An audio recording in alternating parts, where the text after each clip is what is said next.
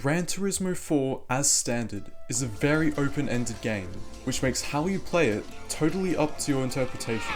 So, what happens when you remove all limits and ask your audience to come up with their best challenge ideas?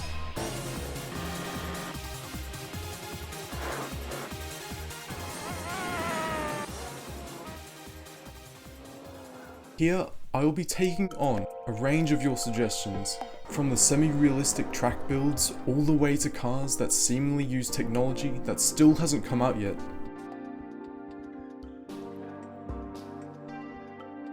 This first duo of comments sent me out to find a Formula 1 beating front-wheel drive car, preferably with no part swapping or hybriding. Unfortunately, that only leaves one option. Despite having much better upgrade potential than anticipated, this car's Honda-ness was its downfall. Barely any torque. Oh, signature front-wheel drive moment there. Somehow, it found itself fighting with a Gillette Vertigo, which probably says more about that car than it does the Honda. Anyway, this Integra won't do it. So, what will? That's hard to say no to, actually.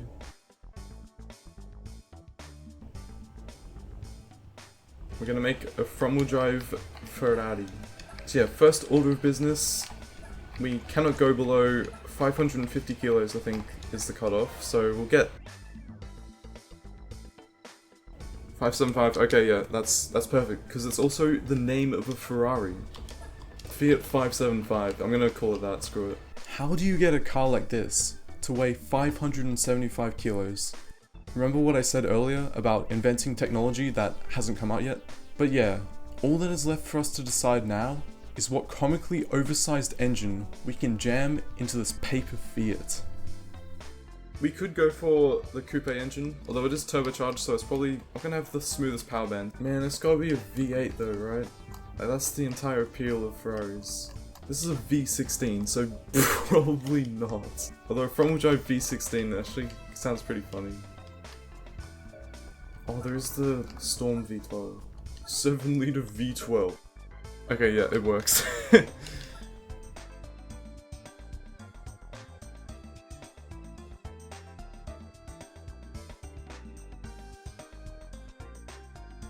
looks pretty neat so far. However, I do want to modify one extra thing. 353. Maybe actually. With that in mind, we'll have a look at what race cars tires we can put on the front. Only on the front, by the way, so we can have completely unbalanced tires. Let's go. We have put some Jaguar XJ220 LM race car wheels on it. Let's see what it handles like. Okay, it grips nicely. It does not like the traction control system. Power and lightness is all well and good, but as predicted by Tank Slapper, we're gonna need some aero.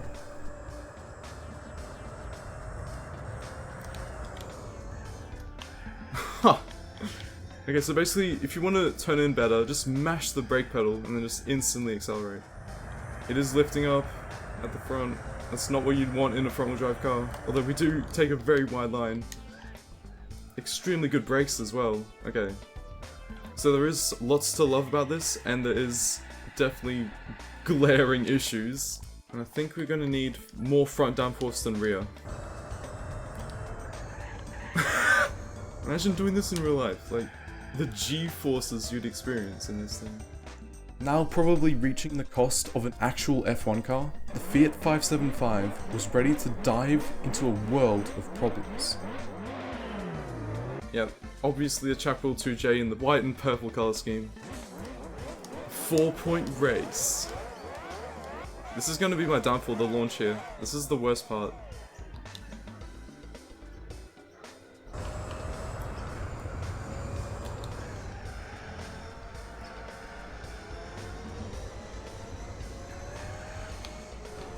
Come on. Round we go. Come on, we're gonna get an overtake. Oh, he's going as well around the outside. Gotta shut him off. This could be it, providing the tires hold up.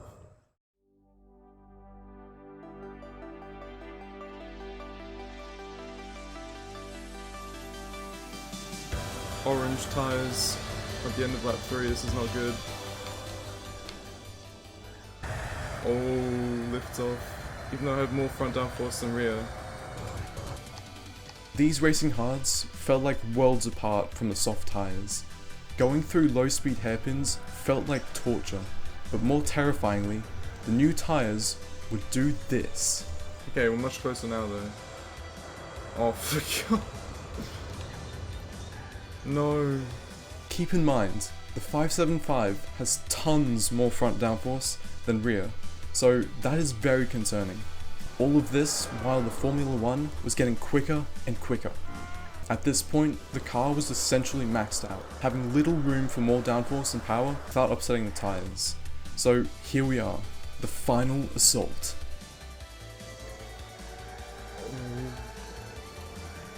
You definitely feel the rear end kicking out a bit more, that's good. That's what we were struggling with before. We just need to make sure the rear end just doesn't exist, basically. Come on. BMW's doing a good job, by the way. Kept the Formula GT at bay. Outbreak.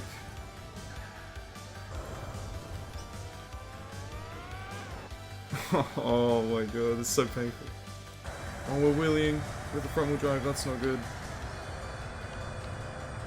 It shouldn't even be possible. But we've overtaken for the lead, come on. Park it on the apex, get a bit of a smack there. There we go. We're out accelerating, I think. Oh, it's a dead heat though. It's a dead heat.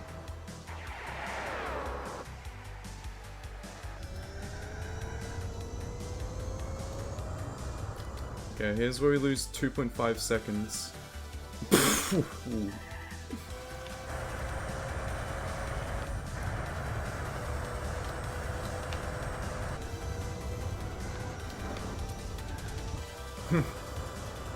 Oh, stop it, you bastard. It was literally fine before. Of course we have to change the tires because this thing cannot fathom higher durability. Oh. Whoa. The G-force of that. Yep, pretty nicely there. In front yet again. Getting a bash from behind.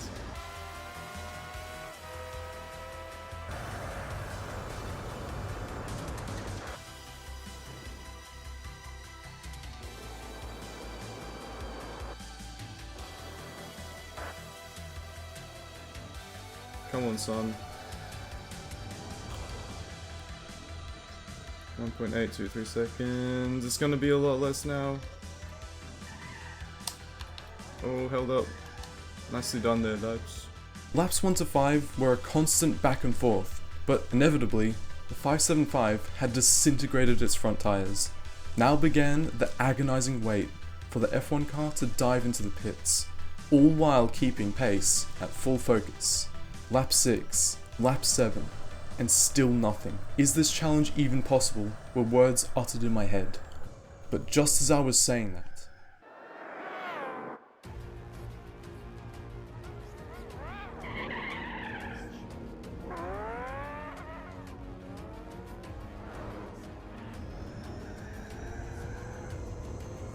17 seconds, what's happened? What? I bet the Camaro has something to do with it. It's in its nature. What do you expect me to do?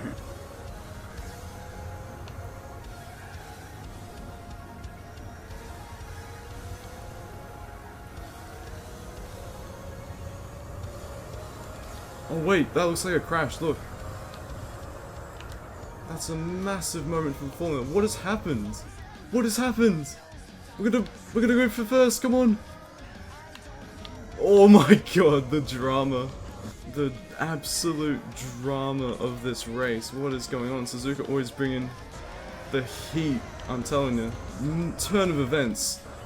Only conjured by the likes of fantasy. The Fiat 575 has gone back to the lead with the Formula GT seething in anger behind, ready to pounce at any moment. It could be a battle to the very last corner, to death. Right here, ladies and gentlemen. It's all a matter of who can cut the corner, basically. No. What has happened to the Formula GT? It had it, but it threw the win away. And the Ferrari 575 will take the win.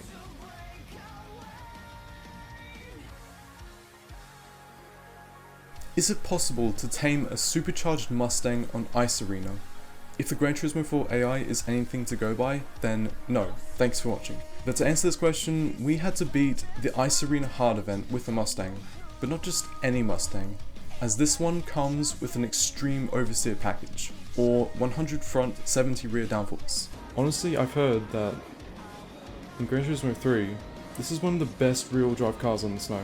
Unfortunately, the wide tyres which allowed for this in Gran Turismo 3 had been replaced by shopping trolley wheels, so this car drove horribly.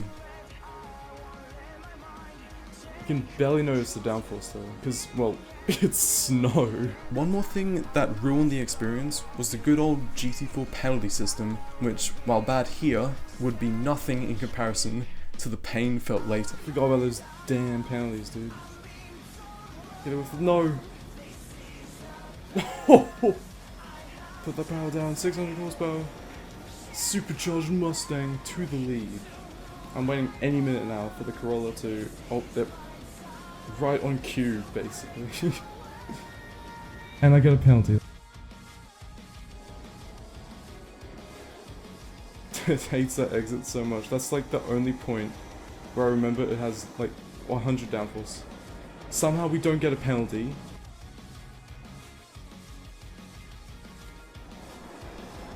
You thought though, because we have a 600 horsepower supercharged V8 that lands us in first.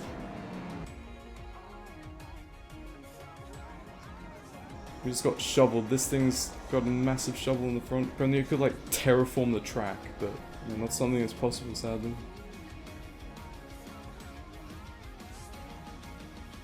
And the SVT Cobra is gonna spin around by the AI. Oh, that was close. Now for a very specific request.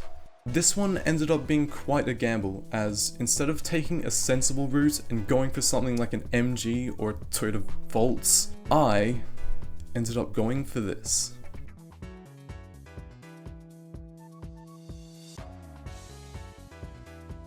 Why are we having a close battle? Bro, I'm gonna lose. Oh wow, it was one lap. Okay, that has to be us. Oh, it's a tie for first in the Mitsubishi Mirage Cup. It's all been a mirage, dude. What? Wait, what? This meant sitting through the Mirage Championship twice, but anyway, let's see if you can even get 157 horsepower from this thing. First of all, for fuck's sake. Yeah, so we can strip this concept car of its, you know, valuable, priceless interior. We can't tack a Kmart spoiler on it. Alright, it's slow, but it's mid-engined apparently, and weighs the same as a Lotus, so... Roof BTR. That's almost the car that set the all-time record on this track in the 1980s.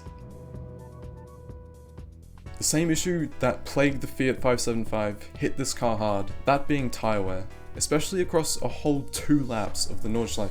That is unbelievable, dude. Although it is a massive improvement. Look, the tyres are still dark blue after turn 1. You cannot be doing that to me. What? My tyre just suddenly turned orange? Hello? What? What is the point of soft and super soft? Seriously. What's the point of doing 2 laps of this track? Not even an economy car can last 2 laps on these soft tyres. Are you serious, dude? Man, okay. How did I forget that?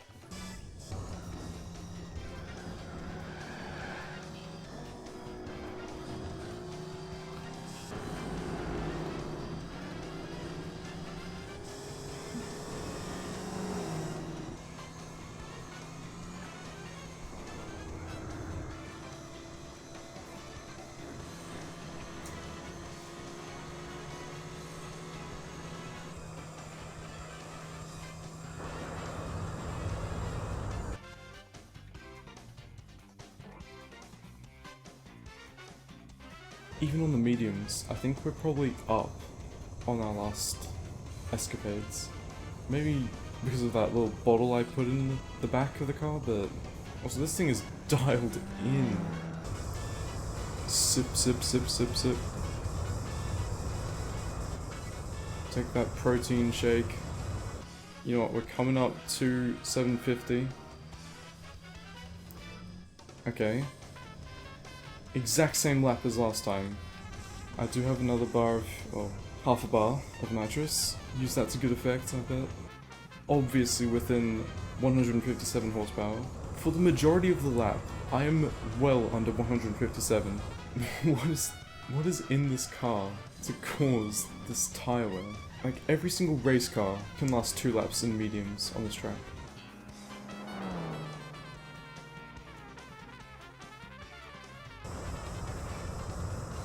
.240 though, on the dash. That's the nitrous up. Now it's all about going to the end. I just need that one rear left tire to just hold out for a couple more corners, man. Then I'll let you rest, okay? Please. Come on.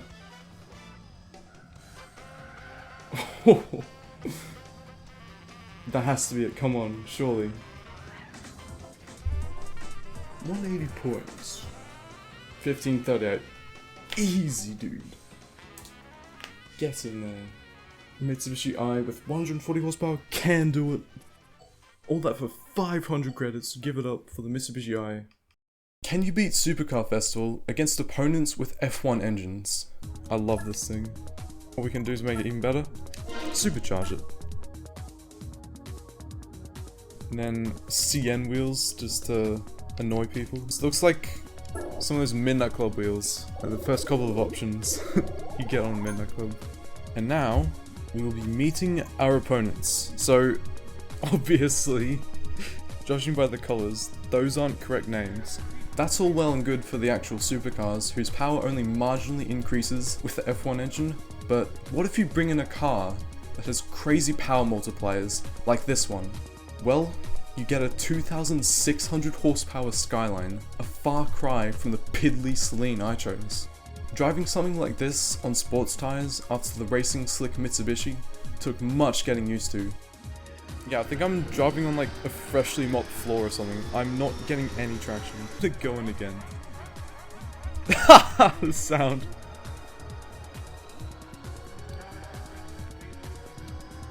Nah man, I cannot with those engine sounds. We are up until first, so early lead advantage. The Skyline still has to fight through all this traffic.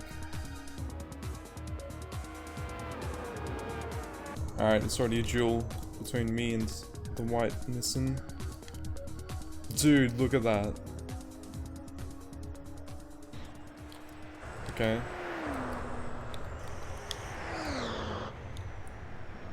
No air. He gets past, we cut back. We're leaning on the Skyline a bit.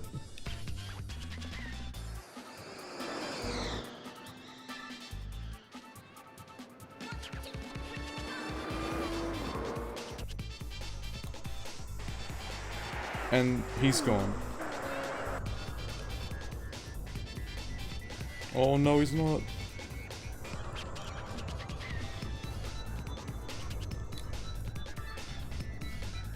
Oh man, he's making many mistakes. Oh no. He's left us a lifeline. Terminal wheel spin versus terminal understeer. And 2,000 horsepower. Oh no. We're both off big time here. Who's gonna deal with it better though? Okay, here's our chance, here's our chance. Swoop. Lean. Yeah, use them as a bit of a wedge to squeeze in there. Oh my goodness.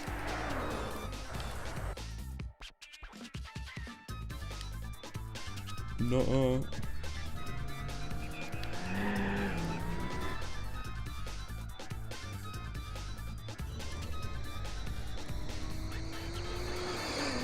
Oh, come on now. No, come on. Oh, where's the finish? Okay. So you know how Porsche has been perfecting the rear engine rear drive layout for over 50 years at this point? Well, I've got 2 hours and this as a baseline. The goal? Just complete mission 34, bro. Wait, can I buy another one?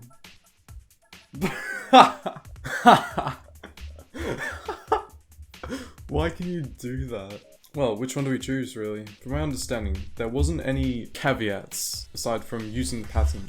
Well, if we're gonna go absolutely nuts, I think we're gonna engine swap it. Not just with any engine. I'm going to try and fit, I say fit, an 8-litre Dodge Viper engine, which I just like the idea of because it's a bit comical, isn't it?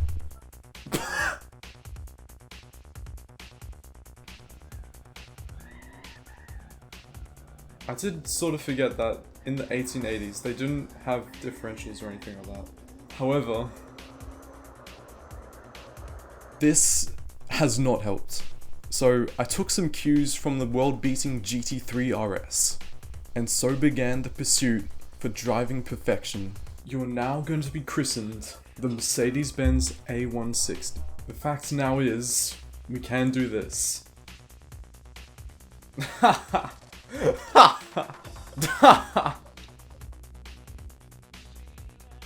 Here we go. Reliant Rock.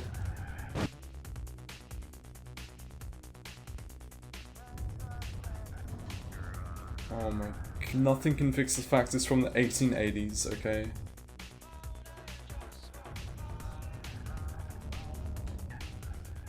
Okay. That's like the first time I've ever taken that corner correctly. If I can get this last corner correct, we might be in for a shot. And attempting it again. Oh no. You just cannot deal with high speeds. Super assist. This thing is on life support, basically.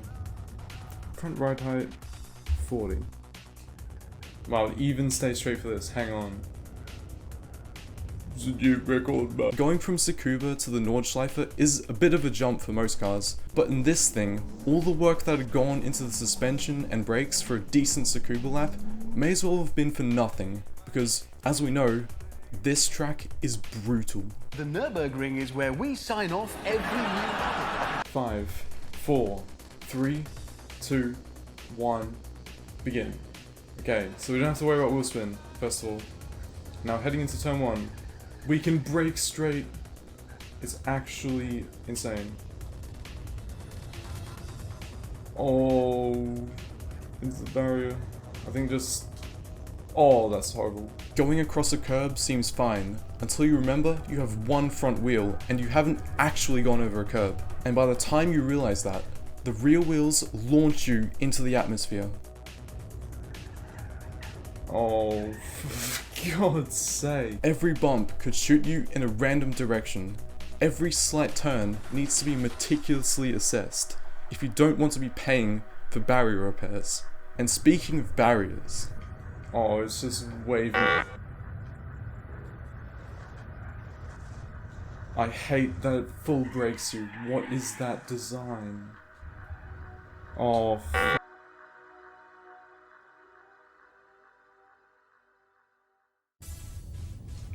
Okay, so we've got a run going again.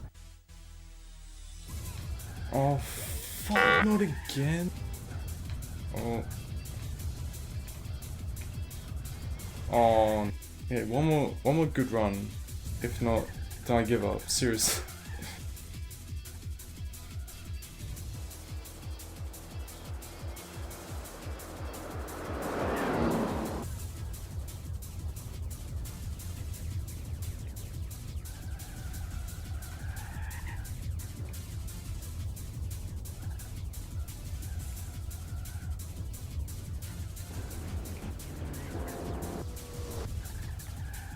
No.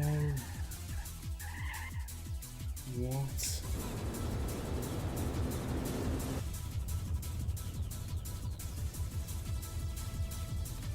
I haven't blinked in like 5 minutes.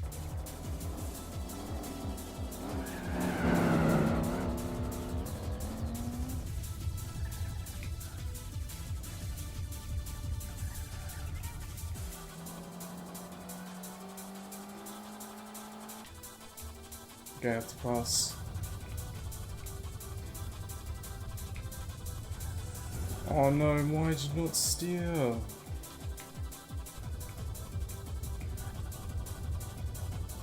Oh my god. This officially marks the first veto on a challenge, so congratulations Robert, you broke me. But yeah, thanks for watching this. There's one more thing I'd like to ask, and that is which is the best car to you. Now, best can mean anything, it's subjective. Best could be like, oh, what's the funniest car? What's the one that actually did the job it was set out to do? It can mean anything to you, so vote for the best car from this episode in your opinion, and the winner will be seen later.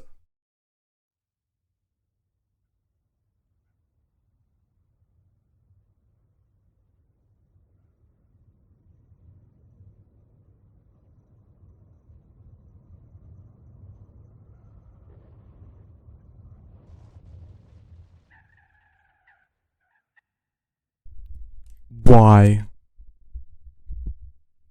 That was... What?